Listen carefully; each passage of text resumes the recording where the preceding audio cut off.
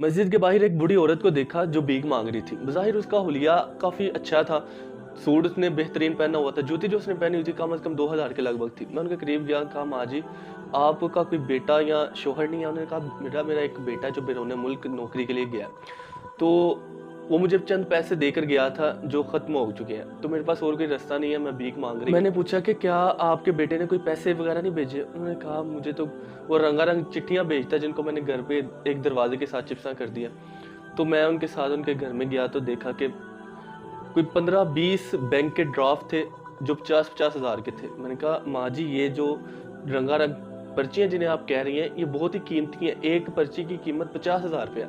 वो माँ जी बड़ा हैरान हुई और परेशान भी हुई कि पैसों के होते हुए मैं भीख मांग रही हूँ। तो मेरा दिमाग उसी टाइम एक ऐसी जगह पर गया जिस पे हम लोग आज तवज्जो ही नहीं कर रहे कि हमारे पास कुरान जैसी इतनी बड़ी अजीम और शान नेमत है लेकिन हम उसकी कदर नहीं करते। हमें कहा गया जगह जगह पर अतिउल्लाह अतिउर रसूल, अल्लाह की इताअत हमने किस तरह करनी है कुरान मजीद को पढ़कर, और रसूलुल्लाह सल्लल्लाहु अलैहि वसल्लम की इताअत हमने अहादीस को पढ़कर। आज हमने कुरान मजीद को सिर्फ और सिर्फ दम दरूद के लिए और तवीज़ के लिए रख लिया। घर में रखा हुआ है बरकत हो, बच्चों को पता है कि ये कुरान मजीद है, ये बाबरकत किताब है, इसको हमने रिस्पेक्ट के साथ यहाँ से उठाकर दूसरे कमरे में रखना है। ये नहीं हमने ना खुद सीखा है ना हमने उनको सिखाया कि बेटा इसके अंदर जो तालीमात हमें दी गई हैं अल्लाह की तरफ से ये इन पर हम चलेंगे, आज चलेंगे तब भी फ़ायदा है, कल चलेंगे तब भी फ़ायदा। अगर आज भी नहीं चलेंगे, कल भी इस पर गौर व फिक्र नहीं करेंगे तो हमारी ना दुनिया संवरनी है ना आखिरत संवरनी है। आज लाखों लोग हैं जो करोड़ों कमाने के बावजूद उनके दिल में सुकून नहीं है। क्यों नहीं सुकून है? अल्लाह ताला ने कुरान मजीद में फरमाया वमन आरज़ा अन ज़िक्रिही फ़इन्ना लहू मईशतन ज़नका, जिसने हमारे जिक्र से एराज़ किया। जिक्र किसको कहा गया? कुरान मजीद को, अल्लाह ताला की तस्बीहात को। जिसने हमारे जिक्र से एराज़ किया, मुंह फेरा, हम उसके लिए उसकी मईशत को तंग कर देंगे। ये बड़ी एक बहुत बड़ी बात है, बारीकी वाली बात है। अक्सर लोगों का माइंड होता है कि अल्लाह ताला उनसे रोज़ी छीन लेते हैं। अल्लाह ताला रोज़ी नहीं छीनते। अल्लाह ताला करोड़ों रुपए देखकर भी, आपको करोड़ों रुपए मिलते भी हैं लेकिन आपकी आंखों के आगे फकर होता है। फकर किसे कहते हैं? कि आपके दिल में हर वक्त खौफ होता है, डर होता है कि कहीं जो मेरे पास माल है ये आज ख़त्म ना हो जाए, कल ख़त्म ना हो जाए, ये कोई नुकसान ना हो जाए, फैक्ट्री में आग ना लग जाए। हर वक्त बंदे के जहन में ये टेंशन, ये इस तरह की परेशानी में मुब्तला रहता है क्योंकि अल्लाह ताला का फैसला है वमन आरज़ा अन ज़िक्रिही फ़इन्ना लहू मईशतन ज़नका, जिसने हमारे जिक्र से एराज़ किया हमने उसके लिए उसकी मईशत को तंग कर दिया। आज करोड़ों कमाने वाला ऑफिस में बैठा एसी में 24 घंटे रहता है, ऑफिस में एसी लगा है, कार में एसी लगा है, घर में एसी लगा है हर टाइम, लेकिन टेंशन का पसीना उसके माथे से नहीं सूखता। क्यों नहीं सूखता? उसके वक्त उसके माइंड में हर टाइम ये टेंशन होती है कि मेरे पास जो मालूम होता है ये अभी छिन ना जाए। उसके अलावा जो शख्स, जो मजदूर सारा दिन रोजी रोटी के लिए मेहनत मुशक्कत करता है लेकिन अल्लाह के लिए 5 टाइम वक्त नहीं निकालता, वो शख्स भी इसी टेंशन में, इसी परेशानी में मुब्तला रहता है। चाहे वो रिज़्क़े हलाल कमा रहा है, चाहे वो अपनी मेहनत से अपने बच्चों का पेट पाल रहा है, लेकिन उसके माइंड में ये फ़क्र उसके दिल में अल्लाह ताला ने भरा हुआ है क्योंकि वो शख्स भी अल्लाह के ज़िक्र से एराज़ किए बैठा, अल्लाह के ज़िक्र से मुंह मोड़ के बैठा। एक और रिवायत पे है कि अल्लाह के रसूल सल्लल्लाहु अलैहि वसल्लम ने फरमाया कि जो शख्स दुनिया की ज़िंदगी के लिए कोशिश करता है और उसी के पीछे भागता है, उसके लिए दुनिया की ज़िंदगी ही सब कुछ है, दुनिया का मालो मता ही सब कुछ है, तो अल्लाह ताला उसकी आंखों के सामने फ़क्र को पैदा कर देता है और उसके काम जितने भी होते हैं उनको फैला देता है उसकी आंखों में।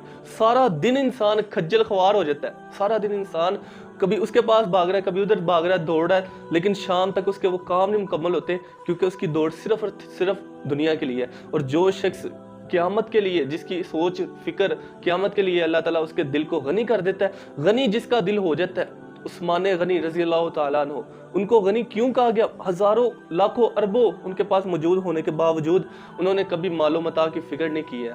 जितना हुज़ूर सल्लल्लाहु अलैहि वसल्लम ने ऐलान किया हमेशा आपकी एक्सपेक्टेशन से ज़्यादा दिया और आप सल्लल्लाहु अलैहि वसल्लम इतना खुश हुए, आप सल्लल्लाहु अलैहि वसल्लम ने बारहा उनको बिशारतें दी। ये गनी होता है जिसको मालो मता की कोई फ़िक्र ही नहीं, अल्लाह ताला उसके दिल को गनी कर देता है। उसके पास 1 रुपया भी नहीं होगा उसे, लेकिन फिर भी अल्लाह पे यकीन होगा कि अल्लाह ताला मुझे भूखा नहीं सुलाएगा और अल्लाह ताला उसके कामों को समेट देगा क्योंकि आप अल्लाह के लिए वक्त निकालते हैं। जिस शख्स ने आपको आप अपने पास घंटा बिठाकर आपका काम करना है, उस शख्स के पास आप जाएंगे, आपका काम मुकम्मल हो जाएगा। ये है, इस चीज़ को हम समझते नहीं है।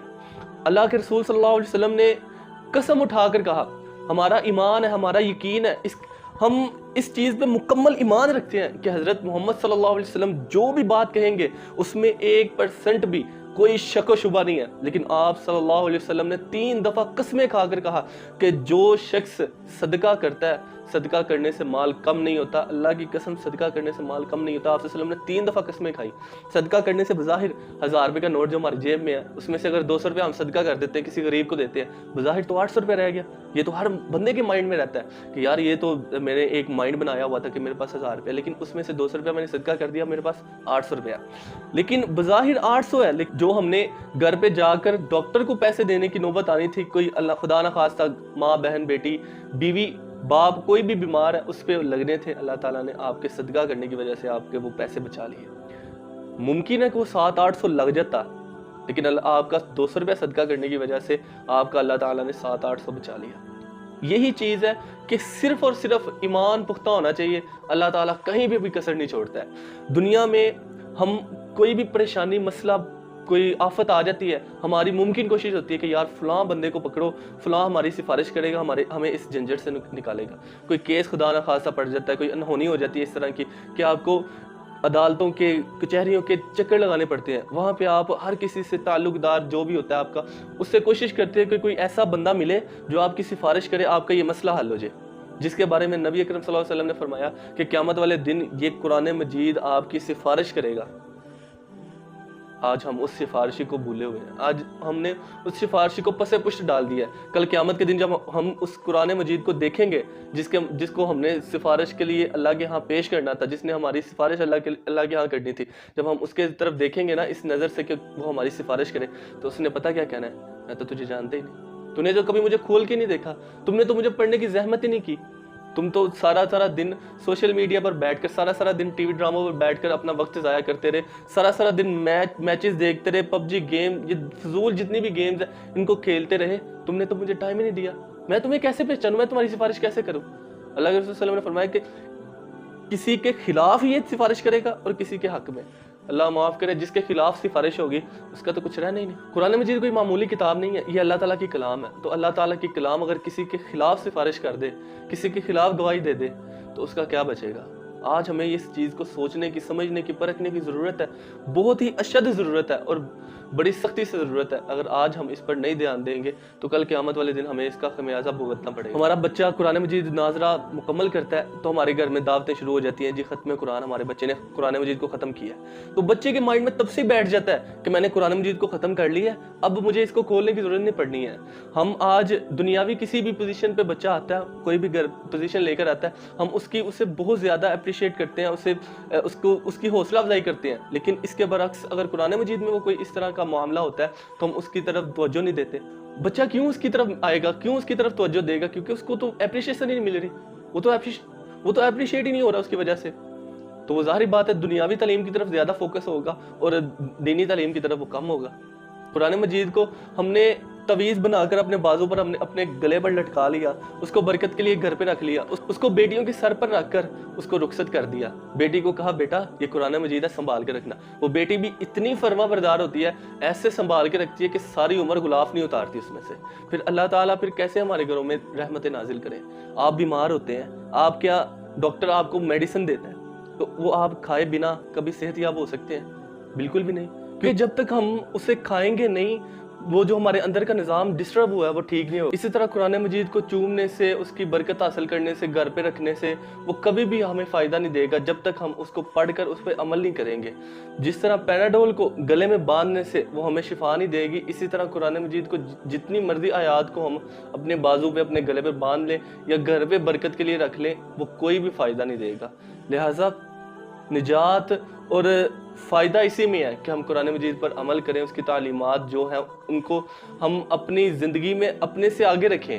جب تک ہم آگے نہیں رکھیں گے ہمیں قرآن مجید کی جو برکات ہے ان کا اندازہ ہی نہیں ہوگا، اس کا پتہ ہی نہیں چلے گا۔ جو شخص اللہ تعالیٰ کے کلام سے محبت کرے گا اللہ تعالیٰ بھی اس سے محبت کریں گے، اور جس سے اللہ تعالیٰ محبت کرتے ہیں، اللہ تعالیٰ اگر ایک شخص سے محبت کرتے ہیں نا تو اللہ تعالیٰ جبریل علیہ السلام کو کہتے ہیں کہ اے جبریل میں فلاں شخص سے محبت کرتا ہوں اور تو بھی اس سے محبت کر۔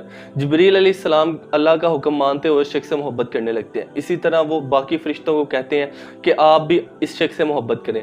وہ 7ویں آسمان والے 6ٹھے آسمان والوں کو، 6ٹھے والے 5ویں والوں کو، چوتھے، تیسرے، دوسرے، پہلے اور حتیٰ کہ زمین والوں کے دلوں میں بھی اللہ تعالیٰ محبت ڈال دیتے ہیں جس سے اللہ تعالیٰ محبت کرتے ہیں۔ آپ یہاں پہ دیکھیں گے آپ کسی کے کوئی تعلق نہیں ہے ایک بندے سے، لیکن آپ کے پاس سے گزرتا ہے، آپ کا دل کرتا ہے میں اس سے ملوں، سلام لوں، کیونکہ اللہ تعالیٰ نے اس کے لیے آپ کے دل میں محبت ڈال دیا۔